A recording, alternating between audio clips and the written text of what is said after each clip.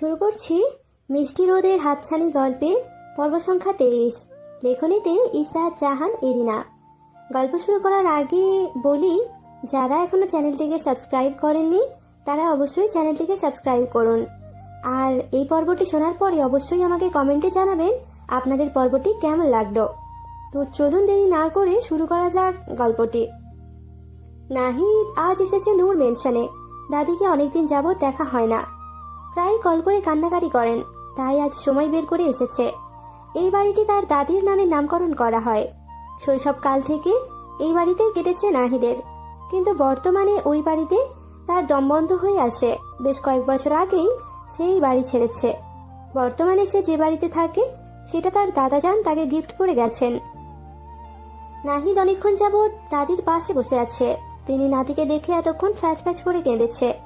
এতে নাহিদের বিরক্তির পরিমাণ আরোই বেড়েছে, কারণ তার শুভ্র পাঞ্জাবি দোলে মুছড়ে দিয়েছে নূরজাহান। তিনি ফুপিয়ে বলেন, তুই একটা পাষাণ, তোর মনে কোনো মায়া নাই। এ বুড়িকে একটু মনে পড়ে না তোর? একটাবার আমাকে দেখতে আসিস না? তোর দাদাজান থাকলে এমন করতে পারতিস?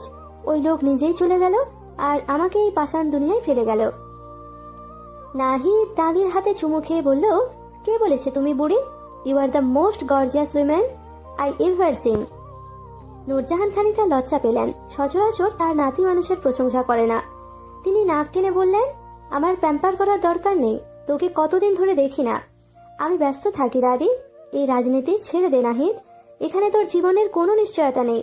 এই রাজনীতির জন্যই তোর দাদাজানকে আমি হারিয়েছি, তোকেও হারাতে চাই না।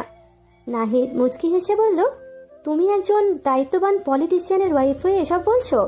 মৃত্যুর ভয় করে কি জনসাধারণের সেবা করা সম্ভব? তোমার নাতে ভীতু কাপুরুষ না, যে কিনা মৃত্যুর ভয়ে হেরে যাবে। নূরজাহান আফসোসের সুরে বললেন, যখন বিয়ে করবি তখন বুঝতে পারবি কেউ একজন তোর অপেক্ষায় বসে থাকে, তোর সুস্থতার জন্য উপরওয়ালার কাছে ফরিয়াদ করে, তোর প্রতিটা নিঃশ্বাসে সে স্বস্তি খুঁজে পায়, তোর ঘরে ফেরা অবধি দরজায় দাঁড়িয়ে থাকে। নাহিদ পিটপিট করে দাদির দিকে তাকালো। সেই অপেক্ষা করার মানুষটি যে তার জীবনে এসে পড়েছে। সে জানে একজন রাজনীতিবিদের স্ত্রী হওয়া এতটাও সহজ না। অনেক কিছু স্যাক্রিফাইস করতে হয়, নিজের ব্যক্তি স্বাধীনতা হারাতে হয়। আরজুর মতো চঞ্চল মেয়ে কি পারবে তার জীবনে মানিয়ে নিতে? নাকি আরজুর আবেগ সময়ের সাথে সাথে ফিকে পড়ে যাবে? ভাবনা থেকে বেরিয়ে বলল, দাদি, তোমার ছেলের বুলি কেন ওড়াচ্ছ? নাকি সে তোমাকে হায়ার করেছে আমার ব্রেন ওয়াশ করার জন্য? আমার ছেলে তোর পাপা হয় জানি। নূরজাহান এবার নাহিদের হাতে হাত রেখে বললেন, এবার সংসারী হো নাহিদ, তোর একটা সংসার দেখে মরতে চাই। জীবনে একটা স্থিরতা ভীষণ প্রয়োজন। তুই যে ভবঘুরের মতো চলছিস, এতে সুখ নেই। নির্দিষ্ট একজনের আগমনে তোর জীবনটা দেখবি কেমন রঙিন হয়ে ওঠে। কারো মায়ায় আটকে পড়লে বুঝবি ভালোবাসার মানেটা কি। ছন্ন ছাড়া জীবনে কোনো সুখ নেই। নাহিদ মায়াভর চোখে দাদির দিকে তাকায়। এই মায়ায় সে কিনা নিজেই আটকাতে চায়, আর না কাউকে সেই মায়ায় বাঁধতে চায়। নাহিদ হাত ঘড়িতে সময় দেখে বলল, দাদি, আই হ্যাভ টু গো নাও, একটা প্রোগ্রাম আছে। নূরজাহান নাতির কপালে চুমু খেয়ে বললেন, এই ছেলের তার স্বামীর জান ছিল। নাহিদকে সব সময় নিজের পাশে পাশে রাখতেন। মানুষটি চলে যাওয়ার পর থেকে ছেলেটাও ধীরে ধীরে পরিবার থেকে দূরে চলে যেতে থাকে। কেমন ছন্ন ছাড়া জীবন কাটাচ্ছে, নিজেকে সব সম্পর্ক থেকে গুটিয়ে নিয়েছে। তবে তার বিশ্বাস, নাহিদের জীবনে এমন কেউ আসবে যে নাহিদকে এক আকাশ পরিমাণ ভালোবাসবে। সেই মায়া ছেড়ে নাহিদ বের হতে পারবে না। সেই মায়ার জোরে ছেলেটা আবারও পরিবারে ফিরে আসবে। দিনের প্রথম প্রহরে শুভ বেরিয়েছে ফুলের দোকানের উদ্দেশ্যে। সকালের মিষ্টি ঘুমের বিসর্জন দিয়ে হৃদ মোহিনীর জন্য বেলি ফুল কিনতে এসেছে। ফুলের দোকানে দাঁড়িয়ে সবচাইতে তাজা ফুলের মালাগুলো নিল, নাকের কাছে নিয়ে বুক ভরে নিঃশ্বাস নিল। এই মাতাল করা ঘ্রাণ তার আরজুর খোঁপায় লেপটে থাকবে। শুভ মুচকি হাসল। আরজুকে নিজ হাতে পরিয়ে দিতে পারলে ভালো হতো। শুভ মালা কিনে নিল, তবে একটা না, 4টা নিল। একটা নিলে লেডিস গ্যাং তার ভর্তা বানিয়ে ফেলবে। আজ তাদের ভার্সিটিতে নবীনবরণ অনুষ্ঠান। আরজু আজ ডান্স পারফর্ম করবে। মেয়েটা বেশ ভালো ক্লাসিক ডান্স করতে জানে। ছোটবেলায় বেশ কয়েক বছর শিখেছিল। স্কুল কলেজে প্রতিটি সাংস্কৃতিক অনুষ্ঠানে আরজু পারফরমেন্স করত। ছোট্ট আরজু যখন নাচ শিখতে যেত তখন শুভ স্বচ্ছ কাঁচের দেয়ালের বাইরে দাঁড়িয়ে আরজুকে এক নজরে দেখত। ফোলা ফোলা গালের মিষ্টি আরজুকে নাচতে দেখে শুভ অন্য কোথাও হারিয়ে যেত। সে স্কুল লাইফ থেকেই শুভ নিজের অনুভূতিকে অনুধাবন করতে পেরেছিল। ফোলা ফোলা গালের মিষ্টি পরীটা যে তার হৃদয় হরণ করে বসে আছে। এই মেয়েটার চোখের এক ফোঁটা জল শুভর বুকে ঝড় তোলে। যখন আর্যর বাবা মা মারা গেল তখন মেয়েটা তার কোলে শুয়ে অঝরে কেঁদেছিল। সেদিন নিজেকে শুভর ভীষণ অসহায় মনে হয়েছে। এই আদুরে মেয়েটা পৃথিবীর সর্বোচ্চ সুখ ডিজার্ভ করে। আর্য বড্ড সহজ সরল। মেয়েটাকে বাবা মা হারানোর পর থেকে তার খালামণি আর খালু যান পুতুলের মতো বড় করেছেন। আর্য যেন নিজেকে একা অনুভব না করে তার সর্বোচ্চ চেষ্টা করেছেন। তবে আর্যর সকল আবদার ছিল শুভর কাছে। দিন নেই রাত নেই মেয়েটা কল করেই নানান আবদার করে বসত। এখনো শুভর মনে আছে একদিন রাতে বাইরে যেয়ে ফুচকা খেতে যাওয়ার আবদার করেছিল আর্য। শুভ মানা করায় ভ্যা ভ্যা করে কেঁদে কেটে বুক ভাসিয়েছিল। তখন আর্যর বাবা মা বেঁচে ছিলেন। পরে আর্যর মা তাকে কল করে আর্যর পাগলামির কথা জানায়। শুভ সেদিন রাতে আর্যর বাসায় পৌঁছে দেখে আর্য কেঁদে নাক মুখ লাল করে ফেলেছে। সেদিন শুভ বুঝেছিল এই মেয়েটার চোখের জল তাকে বেসামাল করে তোলে। শুভকে দেখে কিশোরী আর্য অভিমানে মুখ ফিরিয়ে রেখেছিল। সেদিনের পর থেকে শুভ আর্যর সব আবদার চোখ বন্ধ করে পূরণের চেষ্টা করে। যাই হোক, মেয়েটাকে কাঁদতে দেওয়া যাবে না। তারা এক দৃষ্টিতে আর্যর দিকে তাকিয়ে আছে। সাদা জামদানি শাড়িতে আর্যকে চোখ ধাঁধানো সুন্দর লাগছে। তার চোখে দেখা সবচাইতে সুন্দর নারী আর্য। তারা যত আর আর্যকে দেখে তার মনটা প্রসারিত হয়ে যায়। সুন্দরী রূপবতী মেয়েরা নাকি অহংকারী দাম্ভিক হয়। কই, তার সামনে দাঁড়ানো নারীটি তো মোটেও অহংকারী না, বরং এই মেয়েটার অন্তরে এক আকাশ মায়া লুকানো। কি অমায়িক ব্যবহার তার। আর্য চোখে কাজল দিয়ে ঠোঁটে লাল লিপস্টিক দিল। চুলের খোপা ঠিক করতে করতে বলল, আমাকে কেমন লাগছে তারা? তারা মিষ্টি হেসে বলল, একদম নায়িকা মাধুরীর মতন। থাক, আমার তো শ্রীদেবী পছন্দ। আপনাকে নায়িকাদের চাইতেও বেশি সুন্দর লাগতেছে। দেখলেই পোলাগো চোখে আগুন ধইরা যাইব। আর্য দর্পণে তাকিয়ে মুচকি হেসে বিড়বিড় করে বলল, আমি তো শুধু একজনের বুকেই আগুন ধরাতে চাই, বেটাকে একদম ছাড়খাড় করে দিতে চাই। সুন্দরী বউ রেখে ওই লোকটা হাওয়া লাগিয়ে গায়ে ঘুরে বেড়াচ্ছে। কঠিন শাস্তি হওয়া দরকার। ভার্সিটি আজ নতুন রূপে সেজেছে। রং বেরঙের ফুলের সমাহার চারিদিকে। আর্য শুভর বাইকে করে ভার্সিটির ভেতরে প্রবেশ করলো। গাঢ় নীল রঙের পাঞ্জাবিতে শুভকে দারুণ লাগছে। আজ কত মেয়ে যে ক্লাস খাবে তার কোনো ঠিক নেই। শুভকে আর্য কখনোই অন্য নজরে দেখেনি। শুভ তার বেস্ট বেস্ট বেস্ট ফ্রেন্ড। এতটাই বেস্ট যে কোনো বিপদে চোখ বন্ধ করে সে শুভকে সবার আগে মনে করে। শুভ তার জীবনের প্রথম বন্ধু। তাদের বন্ধুত্ব সেই ছোট্টবেলা থেকে। শুভ সেই ছোট থেকেই তাকে সব কিছু দিক থেকে প্রোটেক্ট করে আসছে। কোনো দিন কোনো ছেলে তাকে ইভটিজিং করার সুযোগই পায়নি, মূলত শুভর কারণেই। শুভ তাকে ছায়ার মতো আগলে রেখেছে সবসময়। ছেলেটা তার জীবনে না থাকলে হয়তো জীবনটা এতটা উচ্ছ্বসিত আনন্দপূর্ণ হতো না। ভার্সিটিতে ঢুকতেই আর্য আর শুভর দেখা পেল ফুয়াদের। ফুয়াদকে ঘিরে রেখেছে একদল মেয়েরা। ফুয়াদ বেশ ফুরফুরে মেজাজে তাদের সাথে সেলফি তুলছে। গায়ে নীল রঙের পাঞ্জাবিতে ভীষণ হ্যান্ডসাম লাগছে ফুয়াদকে। ফুয়াদের চার্মিং নেচারের জন্যই মেয়েরা তার প্রতি এতটা আকৃষ্ট হয়। তাদের দেখে ফুয়াদ এগিয়ে এসে মিষ্টি হাসলো। শুভ বলল, বাহ, একদম মেয়েদের লাইন লাগিয়ে দিয়েছিস তো। ফুয়াদ পাঞ্জাবির কলার নাড়াতে নাড়াতে বলল, উফ, কি যে গরম লাগছে। চারিদিকে সুন্দরী রমণীদের বিচরণে ওয়েদার একদম হট হয়ে পড়েছে। ইয়া আল্লাহ, আজও তোকেও দেখি হট লাগতেছে। শুভ, তোর পিঠ পুড়ে যায়নি তো? আগুন সুন্দরীকে পেছনে বসিয়ে নিয়ে এসেছিস, দেখি দেখি। শুভ মুচকি হেসে বিড়বিড় করে বলল, দোস্ত, আমার পিঠ পুড়ে নেই, পুড়েছে অন্তর। এই রমণী আমার কোমল হৃদয়কে কয়লা করে দিয়েছে তার রূপের আগুনে। কিন্তু মুখে বলল, এই বেকুবকে কোন দিক দিয়ে তোর হট লাগলো? আমি ছোটবেলা থেকেই দেখছি, এমন বেকুবই তো লাগে। আর্য চোখ ছোট ছোট করে তাকিয়ে ক্ষিপ্ত হয়ে হাতের ছোট ব্যাগটা দিয়ে শুভর মাথায় মারলো আর চিবিয়ে চিবিয়ে বলল, আমি বেকুব? তোর আমার সম্পর্কে এমন বলার সাহস কিভাবে হলো? কয়দিন আগেও আমি কি কাণ্ড ঘটিয়েছি জানিস তুই? আরো কিছু বলতে যেয়েও আর্য নিজেকে সামলে নিল। শুভর মাথায় হাত বোলাতে বোলাতে চোখ মুখ কুচকে বলল, তোর আর সাহস?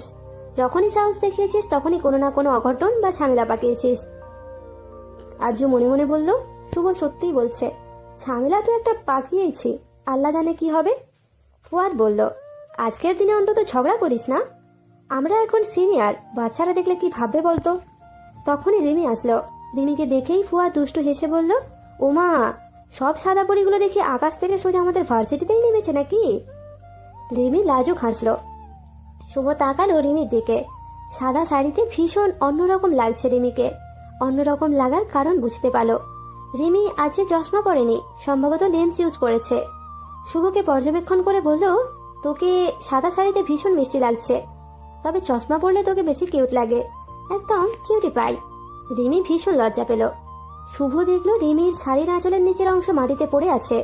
সে আঁচল ধরে রিমির হাতে গুঁজে দিল। রিমির শির দাঁড়াবে অনুভূতির জোয়ার বয়ে গেল। শুভর সামান্য কেয়ার রিমির হৃদয়ে আবারও তুমুল ভালোবাসার দোলা দিল। ফুয়াদ রিমিকে পর্যবেক্ষণ করছিল। মেয়েটার চোখে মুখে লজ্জার আভা ফুটে উঠেছে।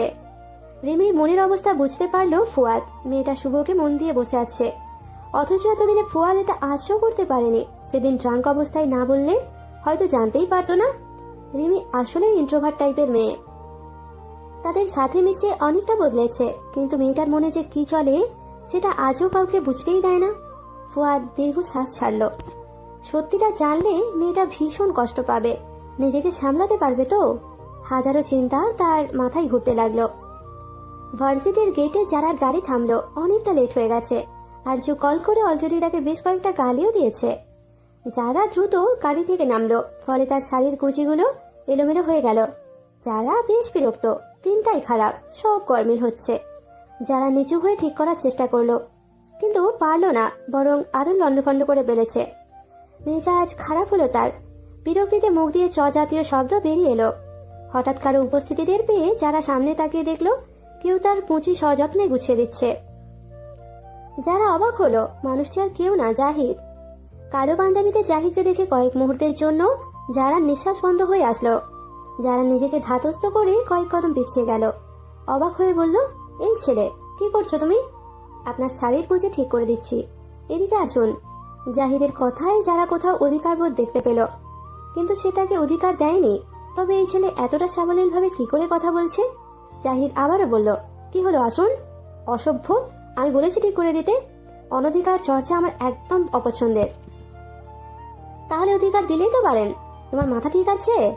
জাহিদ সাবলীল ভাবেই বলল, একটু আগেও ঠিক ছিল, কিন্তু একটা সাদা পরীকে দেখার পর থেকে আওলা চাওলা হয়ে যাচ্ছে। যারা হতভম্ব হয়ে তাকিয়ে রইল। জাহিদ এবার বিরক্ত হয়ে শক্ত গলায় বলল, আপনি সামনে আসবেন নাকি একটানে খুঁচি খুলে ফেলবো? যারা আঁতকে উঠল, কি সাংঘাতিক কথাবার্তা।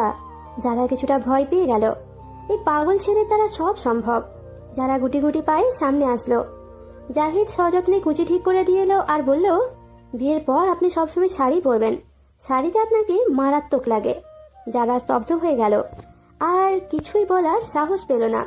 দ্রুত ভার্সিটির ভিতরে চলে গেল। জাহিদ যারার দিকে তাকিয়ে মিষ্টি হাসলো। এই মেয়েটা লজ্জা পায় তার জানাও ছিল না। অডিটোরিয়ামের পাশের রুমে বসে আছে আরজু নিজেকে গুছিয়ে নিয়ে। একটু পরেই অনুষ্ঠান শুরু হবে, প্রধান অতিথির অপেক্ষা মাত্র। সাবিহা পাশে মন খারাপ করে বসে আছে। মিষ্টি মুখটায় এই ঘন কালো মেঘ মোটেও ভালো লাগছে না আরজুর। তাই দুষ্টুমি করে বলল, আজ তোর গাধা তার গাধিকে দেখলে তবদা খেয়ে যাবে।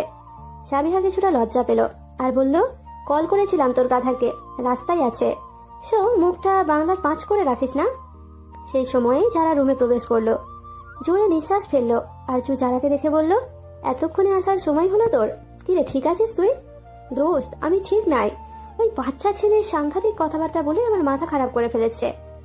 আরজু মুচকি হেসে বলল, ওই ছেলেটাকে ভালোই লাগে, তোর সাথে হেব্বি মানাবে। বাচ্চা ছেলেকে দুলাভাই ডাকবো ভাবতেই ভালো লাগছে। আরজুর কথাই সাবিহা মুচকি হাসলো। যারা রেগে বলল, মজা নিচ্ছিস? যা, তোর সাথে কথা নেই। আরজু হেসে বলল, আরে রাগ করিস না, তোকে ভীষণ কিউট লাগছে। আমাদের সাদা জামদানি পরার ডিসিশন একদম জোশ ছিল। যারা মুচকি হাসলো। আরজুর জন্য একটা দারুণ সারপ্রাইজ আছে। আজ মেয়েটা ভীষণ খুশি হয়ে যাবে। একটু পর স্যার এসে আরজু যারা সহ আরো কয়েকজনকে স্টেজে দাঁড় করালো অতিথিদের অভ্যর্থনা জানানোর জন্য। সাবিহা আর রিমি এসবে মোটেও আগ্রহী না, তাই তারা গ্যালারিতে ফুয়াদের পাশে বসলো। হঠাৎ স্যারের মুখে প্রধান অতিথির নাম শুনে আরজু স্তব্ধ হয়ে গেল। তার হাত পা অসম্ভবভাবে কাঁপতে লাগলো। দূরে কেউ একজন স্টেজের দিকে এগিয়ে আসছে। শুভ্র রঙের পাঞ্জাবি পরা মানুষটি দৃষ্টির সামনে আসতে আরজুর বুক ধকধক করতে লাগলো। যারা আরজুর দিকে তাকিয়ে মুচকি মুচকি হাসছে। আরজুর রিয়াকশন দেখার মতো ছিল। ফর্সা মুখ স্ট্রবেরির মতো লালচে হয়ে পড়েছে। যারা আরজুর কাঁধে হাত রেখে ফিসফিসিয়ে বলল, মুখ বন্ধ কর, মাছি ঢুকে যাবে। আরজু সামনের দিকে তাকিয়েই বলল, দোস্ত, তুই আগে থেকেই জানতি? না, সকালে জেনেছি। ভাবলাম তোকে সারপ্রাইজ দিই, তবে তোর অবস্থা দেখে মনে হচ্ছে সারপ্রাইজ না, শকে চলে গেছিস। আর্য আর কিছুই বলল না। হঠাৎ নাহিদের সাথে দৃষ্টি মিলিত হলেই সবসময়ের মতো নাহিদ দৃষ্টি সরিয়ে নিল। আর্যর কোমল মনে তীব্র অভিমান জমা হলো। তার দিকে কি ফিরেও তাকানো যায় না? এতটাই বিদঘুটে লাগছে তাকে? মোটেও না। আর্য জানে তাকে সুন্দর লাগছে, তবে এই সৌন্দর্য ওই মানুষটিকে আকৃষ্ট করতে কেন পারছে না? নাকি নেতা সাহেবের চোখের পাওয়ারে কোনো সমস্যা আছে? তার বর তো ভিড়ের মাঝে কাউ বউকে চিনবেই না।